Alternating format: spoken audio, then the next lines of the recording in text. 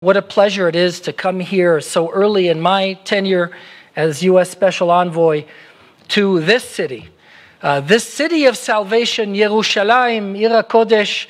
And I bring you greetings from the President of the United States and the Secretary of State. And on behalf of the United States, it's a privilege to say I am addressing you in the capital of the Jewish people and the state of Israel, Yerushalayim. It was our capital 3,000 years ago when King David made this the capital of the Jewish polity. It is the capital of the Jewish people today, and it will be the capital of the Jewish people tomorrow, L'netzach netzachim, for all eternity. And what a privilege it is to say that here and to recognize that fact which the United States of America recognizes proudly. It is also a pleasure for me to speak to you in my capacity, in my new capacity in this office, an office created by law and by design to protect the Jewish people throughout the world. Think about that for a minute. The world's greatest power, the United States, is focused by law and by design on the protection of the Jewish people in the world. This is something not to be taken for granted. It is a powerful fact, and it is an incredibly important asset as we go forward and craft our future together. By the way, it's not only Congress that, through creating my office, has invested itself in a bipartisan fashion with the protection of the Jewish people throughout the world. But the President of the United States could not be more passionate about this issue, and my boss, the Secretary of State, could not be more determined that this great scourge of anti-Semitism, this human disease, the oldest hatred, be combated with every fiber we have. I was announced on a Tuesday, 2 hours before the State of the Union address. And in that State of the Union address, as you know, there ain't a lot of free real estate in that speech. The President of the United States spent considerable time talking about anti-Semitism and on his commitment and our commitment as Americans to fight it. He then, a few days later at the prayer breakfast, talked about it again and said this is something we must oppose. And it is the business of this administration and of the United States to fight anti-Semitism. Again, my boss, the Secretary of State, Mike Pompeo, talks about this at every opportunity. He is passionate about it, and he realizes that combating anti-Semitism is something that we must do with every fiber and every effort we can muster. And that is why not only have I been appointed to this office, but I have been given the full backing of the Secretary and the President to combat anti-Semitism in every region and in every part of the world. This is an urgent crisis. I don't have to tell you that. You know very well as Jewish leaders that anti-Semitism is on the rise throughout the world.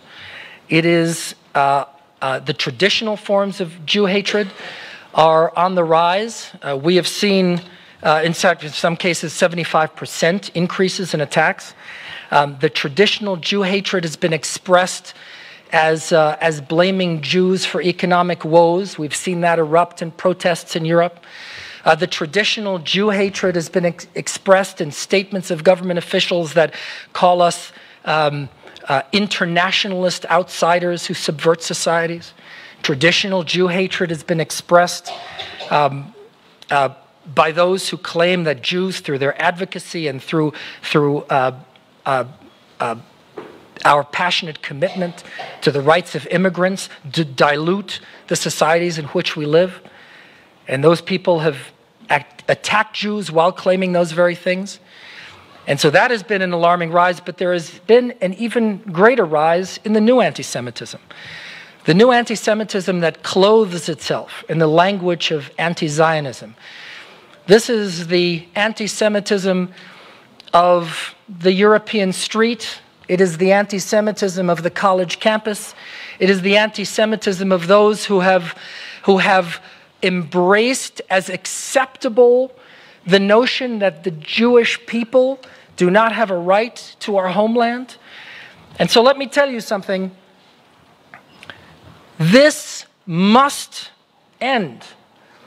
And as I go forth in this task, I want to lay forth a few principles that are going to be our operating principles as I combat anti-Semitism as I am charged to do. First of all, this will be a full court press.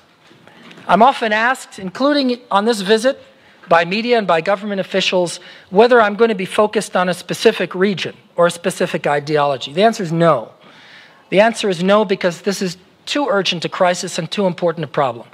We are not going to be ignoring any part of the world.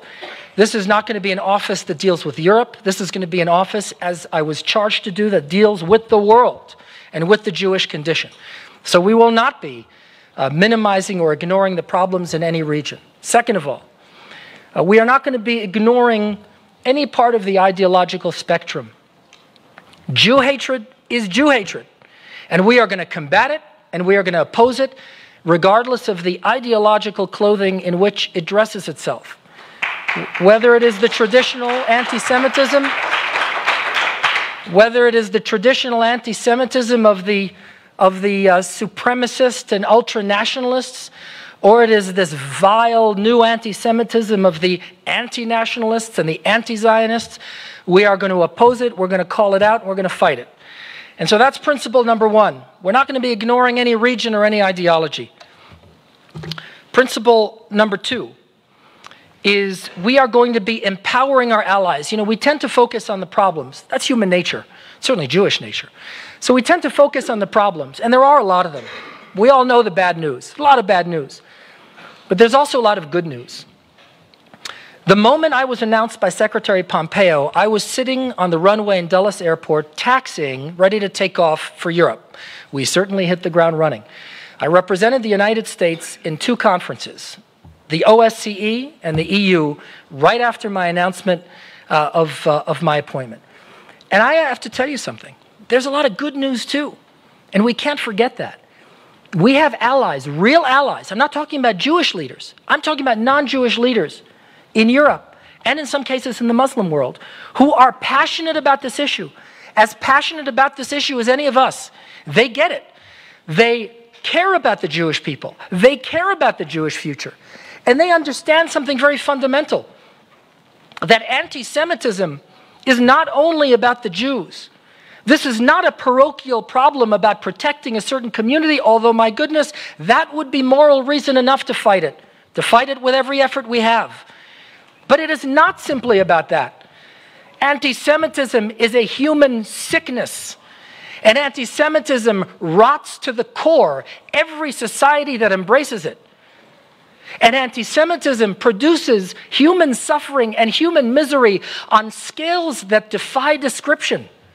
And so anti-Semitism isn't only a Jewish problem, it is a human problem. And if we care about the human condition, we will fight to eradicate anti-Semitism wherever it rears its ugly head. And I am happy to report that there are leaders who believe it and get it and understand it. And they speak in those terms. I saw in Bratislava and in Brussels European leaders who stood up and said, the future of Europe is at stake. We need to fight this evil because it will undermine our societies. Now, should there be more of them? Perhaps. But there are enough of them. And one of my jobs, principle number two, is to work with and to empower and to provide the full backing of the United States of America to those great leaders who are fighting the fight and doing right. And so acknowledging and giving credit where credit is due is very, very important. And principle number three is this. I will work to eradicate the attempted distinction, and I say attempted because it is not real, the attempted distinction between anti-Zionism and anti-Semitism. There is no such distinction. There is no such distinction. Zionism wasn't born in 1948. Zionism wasn't born with the first Zionist Congress. Zionism wasn't born with Theodor Herzl. Zionism began with Parashat Lech Lecha. And Zionism reached its consummation in the Exodus, when Moses led the Jewish people to the promised land, this place. And Zionism became a feature of the diaspora not 100 years ago, but during the first diaspora, when the Babylonian captives wept on the banks of Babylon. That's when Zionism began.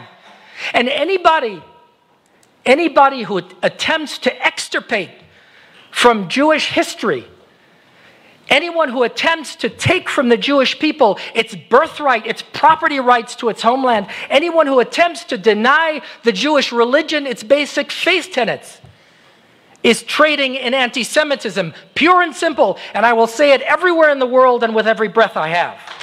And that's principle number 3. My friends, I was selected for this role for a very specific reason. I'm a fighter. I'm a U.S. military officer. I helped lead an anti-terrorism team in Iraq. And my last job, I was a criminal prosecutor.